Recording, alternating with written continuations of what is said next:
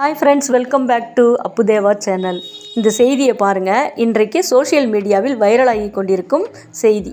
2 மகன்களுக்கும் தலா 2.5 ஏக்கர் வீதம் 5 ஏக்கர் நிலத்தை எழுதி வாங்கி கொண்டு தாய் தந்தைக்கு சோறு போடாமல் தவிக்க விட்ட 2 மகன்கள் பத்திரப்பதிவை ரத்து செய்து பெற்றோருக்கே நிலத்தை கொடுத்த திருவண்ணாமலை ஆட்சியர் கந்தசாமி. மக்கள் பணி என்பது இதுதான், இவரை பாராட்டலாமே அப்படின்னு சொல்லிட்டு இந்த செய்தி சோஷியல் மீடியாவில் இன்றைக்கி பரவிட்டுருக்குங்க. அதாவது ஒரு ஆட்சியர்னா அவரோட பணி எப்படி இருக்கணும்? கடவுளுக்கு அடுத்ததாக இருக்கணுங்க. உண்மை இருக்கணும், நேர்மை இருக்கணும், நியாயத்துக்காக போராடுறவராக இருக்கணும், பொதுவாக மக்கள் பக்கம் இருப்பவராக இருக்கணும். அப்படி அவர் நல்லதை செஞ்சுருக்காரு. அதாவது இந்த வயதான தம்பதிகள்கிட்டேருந்து 2 மகன்களும் ஆளுக்கு 2.5 ஏக்கர் வீதம் நிலத்தை எழுதி வாங்கிட்டு இவங்க தான் எழுதி கொடுத்துருப்பாங்க. தான் பிள்ளைக்கு தனக்கப்புறம் தன்னோட பிள்ளைங்களுக்கு தான் இந்த சொத்துன்னு சொல்லி அந்த அப்பா அம்மா தான் எழுதி கொடுத்துருப்பாங்க.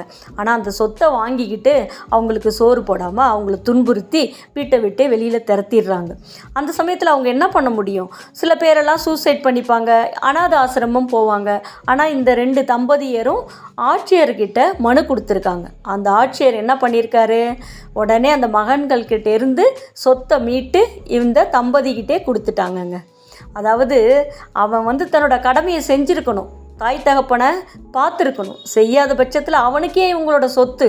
அதனால தான் இந்த ஆட்சியர் நேர்மையானவர், இந்த பணியை செய்து முடித்திருக்கிறார். அதனால தான் அவருக்கு பாராட்டு தெரிவிக்கிறதுக்காக இந்த நியூஸ் வெளியிட்டிருக்காங்க. இது இதிலேருந்து நம்ம தெரிஞ்சிக்கக்கூடிய விஷயம் என்னென்னா, இன்றைய தலைமுறையினர் அப்பா அம்மாவை கண்டிப்பாக பார்த்துக்கோங்க. அவங்க அன்புலாம் கிடைக்கிறதுக்கு நீங்கள் கொடுத்து வச்சுருக்கணும்.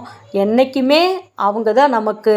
மற்றவங்க எல்லாருமே நம்மளை ஒரு உதாசீனப்படுத்தக்கூடியவர்களாக தான் இருப்பாங்க, புறமுதுகில் குத்துறவங்களாக தான் இருப்பாங்க.